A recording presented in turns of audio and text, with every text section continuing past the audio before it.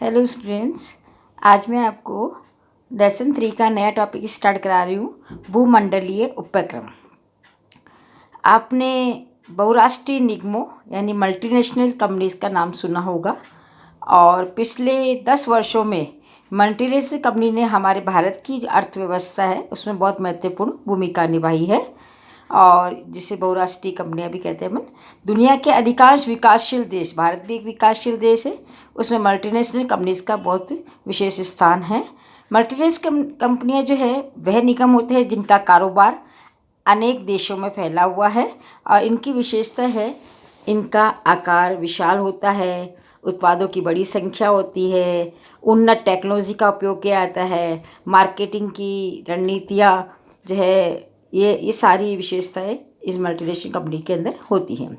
इस प्रकार भूमंडलीय उपक्रम वे विशाल औद्योगिक संगठन है जिनकी औद्योगिक एवं विपणन क्रियाएं उनकी शाखाओं के तंत्र के माध्यम से अनेक देशों में फैली हुई है। यानी कि ये बड़े बड़े औद्योगिक संगठन होते हैं जिनकी औद्योगिक क्रियाएं या विपणन क्रियाएं जो है पूरे विश्व के अंदर है ना, इनकी ब्रांचेज होती है, इनके माध्यम से वे अनेक देशों में अपना कारोबार करते हैं। इन शाखाओं को बहुस्वामित्व विदेशी संबंध भी कहते हैं। ये संगठन अनेक क्षेत्रों में व्यवसाय करते हैं, अनेक वस्तुओं का उत्पादन करते हैं, इनका व्यवसाय अनेक देशों में फैला हुआ होता है। ये एक या दो उत्पादों से अधिकतम लाभ कमाने के स्थान पर अपनी शाखाओं को पूरे विश्व में विस्तार करते हैं। यानी कि इनका उद्देश्य ये नहीं होता है कि एक दो उत्पाद बनाए उसे लाभ कमा रहे, उनका मकसद क्या होता है, पूरे विश्व में अपना व्यापार करना। ठीक है। इनका प्रभाव अंतर्राष्ट्रीय अर्थव्यवस्था पर पड़ता है। एक तथ्य से ये इनके बारे में एक बात आई है, 1998 में 200 बड़ी जो निगम है उनकी कुल बिक्री दुनिया की सकल घरेलू उत्पाद की 28.3% के बराबर थी। यानी कि 200 मल्टीनेशनल कंपनियों की जो बिक्री थी, पूरे विश्व की जो घरेलू बिक्री है उसका 1/4 भाग पर इन कंपनियों का नियंत्रण है। जाहिर है कि ये इनके पूंजीगत साधन, नवीनतम टेक्नोलॉजी और ख्याति के कारण पूरे विश्व की जो अर्थव्यवस्था है इनका उनका कब्जा बना हुआ है। ठीक है। इसी कारण से किसी भी उत्पाद को ये विभिन्न देशों में बेच सकते हैं। इनमें से कुछ निगम तो थोड़ा अनुचित लाभ कमाने वाले भी हो सकते हैं और जनरली क्या होता है, उपभोक्ता वस्तु और विलासिता की वस्तु को बेचने पर ज़्यादा ध्यान देते हैं। ठीक है। आप देखेंगे इसकी विशेषताओं में सबसे पहला पॉइंट आता है विशाल पूंजीगत संसाधन। इन उपक्रमों की पहली विशेषता ये है कि इनके पास भारी मात्रा में पूंजी होती है तथा ये विभिन्न स्रोतों से पूंजी जुटा सकते हैं, है ना। इनके पूंजी जुटाने के बहुत सारे स्रोत हैं जिसमें देखिए ये जनता से समतांश है ना, शेयर है ना, इक्विटी शेयर जो होते हैं, ऋण पत्र और बॉन्ड जारी कर सकते हैं, वित्तीय संस्थाओं से, अंतर्राष्ट्रीय बैंकों से लोन भी लेते हैं। पूंजी बाजार में इनकी साख भी बहुत अच्छी होती है और मेज़बान देश के निवेशक और बैंक भी उनमें निवेश करना चाहते हैं। जहाँ जिन देश में ये व्यापार करते हैं ना, उस देश के जो व्यापारी है, बैंक भी जो है इसमें इन्वेस्ट करना चाहते हैं। अपने वित्तीय शक्ति के कारण ये हर परिस्थिति में क्या रहते हैं, सुरक्षित रहते हैं। कहने का मतलब है इनके पास विशाल पूंजीगत संसाधन उपलब्ध होते हैं। दूसरा है विदेशी सहयोग। मल्टीनेशनल कंपनियां जो है सामान्यतः तकनीकी के विक्रय, तकनीक और अंतिम उत्पादों के ब्रांड के नाम के उपयोग और उत्पादन करने के लिए भारतीय कंपनियों से भी करार कर लेती है, एग्रीमेंट कर लेती है ना, कॉन्टेक्ट कर लेती है ना। ये टेक्नोलॉजी का भी विक्रय, आज कंप्यूटर के क्षेत्र में देखिए, इलेक्ट्रिक आइटम के क्षेत्र में देखिए, बहुत सारी मल्टीनेशनल कंपनी, आज मोबाइल में देखिए आप, बाहर की बहुत कंपनियां हमारे है ना, मल्टीनेशनल कंपनियां बहुत सारी है।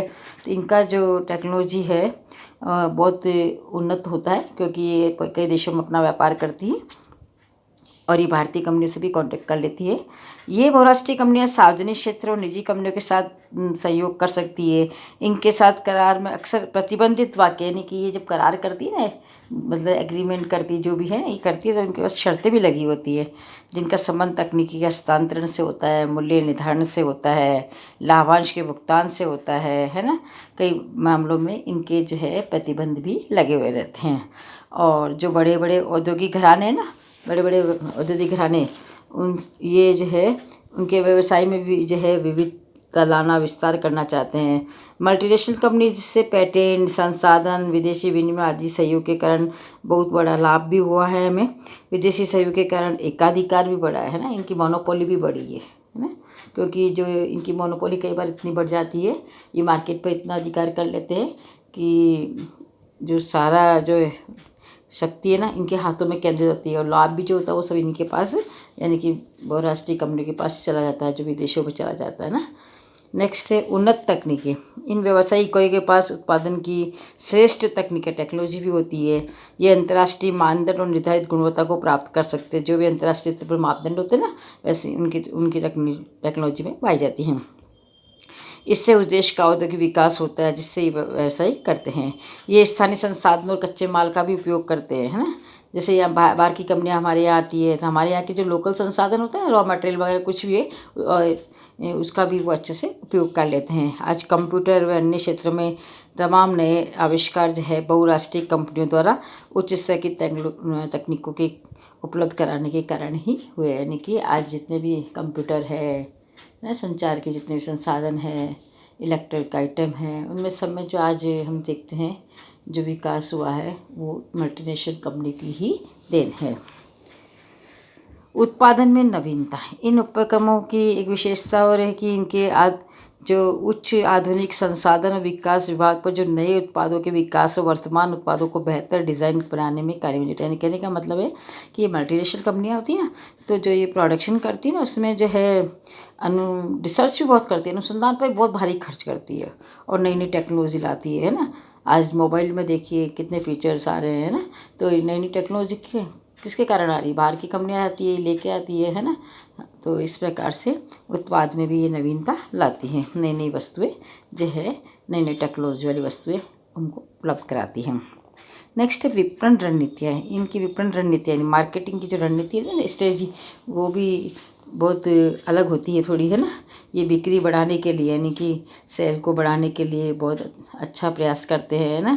इनके पास बाजार संबंधी जो सूचनाएं हैं वो भी विश्वसनीय होती है, और विज्ञापन पर और कई विक्रय संवर्धन के कई तरीके हैं, उसके ऊपर बहुत ध्यान देते हैं। कहने का मतलब है अपनी मार्केटिंग बहुत अच्छे से करते हैं। मल्टीनेशनल कंपनी की जो मार्केटिंग होती है ना, कई तरीके से करते हैं, जिसमें विज्ञापन प्रमुख है, और भी कई टेक्निक हैं जिनके माध्यम से ये अपनी मार्केटिंग का कार्य करते हैं, और उस पर पैसा भी बहुत खर्च करते हैं। नेक्स्ट पॉइंट है बाजार क्षेत्र का विस्तार। इनकी व्यावसायिक क्रिया अपने देश की भौतिक सीमाओं के पार होती है। इन भौतिक सीमाओं के पार ही होगी, इनकी अंतर्राष्ट्रीय छवि का भी निर्माण होता है। इनकी मार्केटिंग में भी जो है विस्तार काफ़ी हो रहा है। ये एक अंतर्राष्ट्रीय ब्रांड भी बन चुके हैं, है ना। और ये मेज़बान देशों में सहायक कंपनियों और शाखाओं में संबद्ध कंपनियों के जाल के माध्यम से भी कार्य, यानी कि जो ऐसे बाहर की कंपनी कोई है ना हमारे भारत में करे, तो हमारे यहाँ की बाहर जो कंपनी है ना, उनके साथ जो है ये मिलकर भी काम करती है ना। और इनका बहुत बड़ा विशाल आकार है, ठीक है। नेक्स्ट है केंद्रीकृत नियंत्रण। इनका मुख्यालय तो अपने देश में ही है ना, हेड ऑफिस अपने देश में होता है, लेकिन इनकी ब्रांचेस जो है कई देशों में होती है, और अपनी ब्रांचेस पे ये कंट्रोल भी रखते हैं, है ना। और ये लेकिन ये है कि ये दूसरी ब्रांचेस पे जो है नीतिगत मामलों में हस्तक्षेप करते हैं, बाकी जो है रोज़ प्रतिदिन के कार्य में ज़्यादा हस्तक्षेप नहीं करते हैं, ठीक है। ये इसकी विशेषताएँ जो मैंने आपको बताई, समझ में आई होगी। मल्टीनेशनल कंपनी जो आप मार्केट में देखते हो ना, इतनी कंपनियां, बहुत सारी कंपनियां मल्टीनेशनल कंपनी, ये सभी इसके अंतर्गत आती है, जो कई देशों में अपना व्यापार करती है ना। ये थी मल्टीनेशनल कंपनीज के बारे में कुछ जानकारी, समझ में आया होगा। ओके, नेक्स्ट टॉपिक संयुक्त उपक्रम का नेक्स्ट वीडियो में। बाय।